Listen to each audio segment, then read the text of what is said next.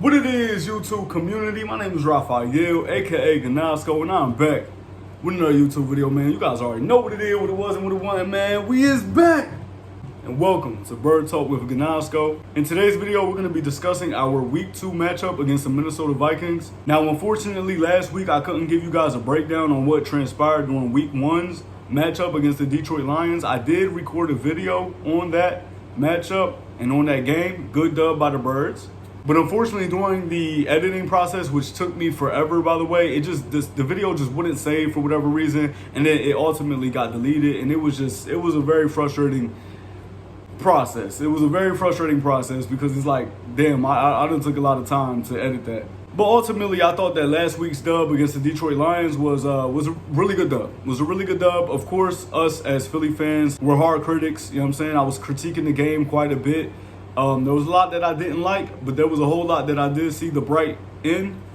Ultimately, I left very encouraged on what this season could become.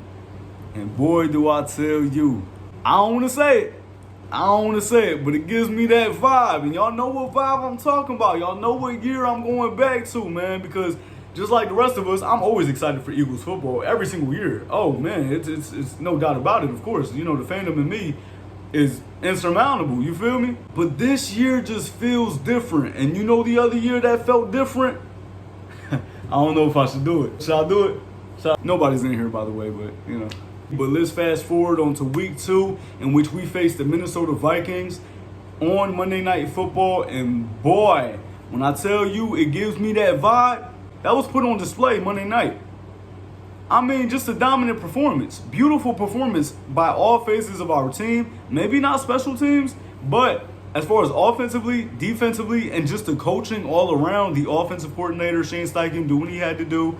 Then you had Jonathan Gannon, finally, as we've been preaching, bro, put pressure.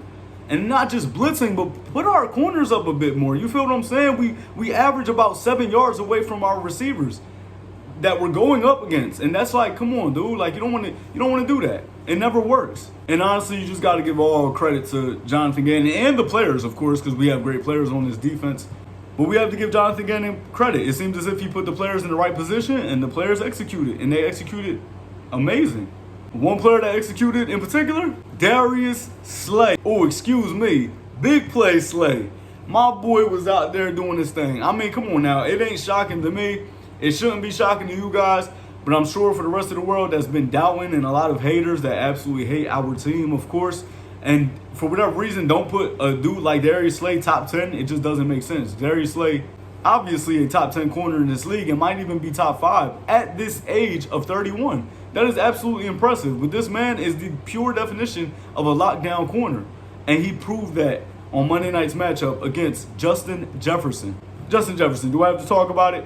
I mean, top 3 receiver in the league, no doubt about it. Is there really an argument there? I mean, if you want to call him number 1, I wouldn't argue with you guys. Of course, I got Devontae Adams number 1. That man is absolutely insane. He's breaking every single record you could possibly think of, and he's absolutely unguardable. So for a dude like myself who absolutely believes in Darius Slay, who loves big play Slay, you feel what I'm saying, and obviously understand what big play Slay brings to the table, I myself was like, at this age, big play Slay may need some help. Let's be honest. He may need some help against this young stud and a receiver in Justin Jefferson. Boy, was I wrong. Darius Slay went out there and absolutely showed the world what this man has been doing his whole career. On Monday Night Football, on a national stage, Darius Slay, big play Slay, whatever you want to call him, absolutely destroyed his matchup with Justin Jefferson. Being targeted 7 times against Justin Jefferson, allowing only 1 completion for 7 yards, 5 pass deflections, and 2 interceptions while guarding Justin Jefferson. And by the way, Slay, let's talk about the negative. Slay, where are these at? You know what I'm saying? Where are these at? Where your hands at, my guy? I mean, if he could have had 5 picks. Literally, he had the ball like 3-4 other times in his hand, but they just You know what I mean? They just like that. You feel what I'm saying? I used to do this thing on my old job. I used to put on my little gloves, right? And then I'll pull the finger portions of it up. You feel what I'm saying? Now it's dangling. And I used to compare it to Nelson Aguilar back in the day. Stop it. You feel what I'm saying? By the way, great catch by Nelson Aguilar in that Pittsburgh game. You know what I'm talking about. If you know, you know. But I used to talk about Nelson Aguilar in the worst ways. I would like literally pull my gloves up, and then I'll ask somebody to toss me something. And then when you toss it, of course, your fingers aren't in the glove, so it just kind of goes right through the hands. Yeah, I wonder if that was corny for you guys to hear, but yeah, I used to do that at my job. You feel? But shout out to Nelly though. He helped us in that year that I'm talking about, 2017. But yeah, Slay, I mean, if you didn't have those gloves on, like the gloves that I had at work, I mean, my goodness, bro, like you could have had 5 picks. But that's besides the point. Nonetheless, he did walk away with 2 interceptions and 5 pass deflections and only allowed 2 catches the whole night guarding whoever, but only 1 catch was allowed on him against Justin Jefferson. Absolutely amazing performance. Game ball definitely goes to him. But there's also another dude that obviously deserves the game ball, Jalen Hurts. We got to talk about Hurts, man. I mean, every video you're going to hear his name. Jalen Hurts absolutely balled out. I mean, what can we say? You feel what I'm saying? 333 passing yards on the day. He had 57 rushing yards on 26 completions on 31 attempts. I mean, absolutely balled out. He absolutely balled out. He had 1 interception, in which goes against his completion percentage, which was at an 84. He had an 84 completion percentage, which is absolutely amazing. The first time he's done that in his young career, and I obviously expect more of amazing performances like this. Will I expect this every night? Of course not. I mean, let's just think logically here. I'm not going to expect it every single night, but at the end of the day, you guys see what he's capable of. This is going to be a 30-minute video. I'm going to stop right here. I'm not going to go in on it, but I mean, just the ignorance that most people have when it comes to this quarterback is absolutely insane. It is just hatred. That's all it is when it comes to this quarterback. He continuously proves people wrong, and this game was just absolutely statistically amazing. He's the only quarterback in NFL history to throw for over 300 passing yards, have 2 rushing TDs, and throw an 84 completion percentage in NFL history. He's the only quarterback to do so. I mean, take it for what you will, but quite frankly, we have something special in our hands. Jalen Hurts, we love you. You're an amazing leader, man. I mean, I can go on and on and on about this player, but speaking of the game, he absolutely balled out. Played absolutely out of his mind. Super comfortable in the pocket. Dropped back and made quick, decisive decisions. Had a lot of zip on the passes.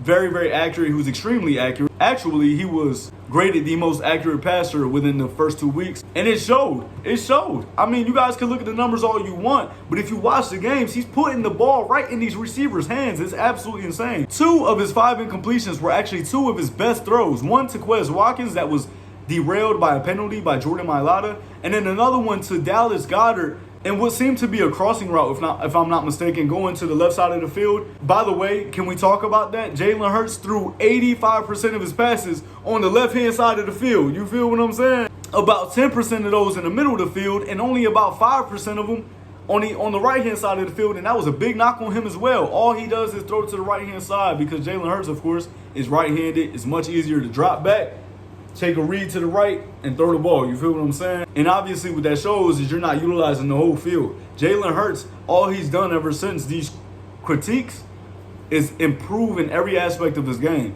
Utilizing the whole field, especially on that Monday night matchup. Throwing majority of the game to the left-hand side of the field. I mean, there's a reason why when he threw that bomb, or like noodle arm, when he threw that bomb, he sat there like this. I mean, what more? What more? What more is what he was saying. And again, 2 out of his 5 incompletions were beautifully thrown balls. One of them to Dallas Goedert, in which it went in Dallas Goedert's hands, but it was just a beautiful defensive play by Dantzler on the Minnesota Vikings side. That's their corner. Once that beautiful ball that was thrown right into the hands of Dallas Goedert was caught by Goedert, before he hit the ground, Dantzler came by, knocked it out of his hand. Great defensive play. You can't be mad at it, but that would have probably been Hurts' best throw. Hurts also had 1 interception, which wasn't his fault. Another great throw that also counted as an incompletion and an interception. It seems as if Kenneth Gainwell went on a little Texas route Jalen Hurts placed it beautifully in his hands, but it was just tipped off of his fingertips, Kenneth Gainwell that is, and was then deemed an interception. So you can't put that against Hurts, but quite frankly, at the end of the day, it is a statistic that will be put against him. Nonetheless, Jalen Hurts absolutely balled out. Nothing surprising to me, but with this game, absolutely and ultimately reminded me of, again, such a dominant showing by the defense in particular, which I was most impressed with. Holding Dalvin Cook to only 17 rushing yards. I mean, Kirk Cousins was their leading rusher, and he had 20 rushing yards. That's absolutely insane. We absolutely shut him down in that aspect, and I am very much appreciative of this defensive line because, quite frankly, I've been sickened by what I've seen last year with this defensive line.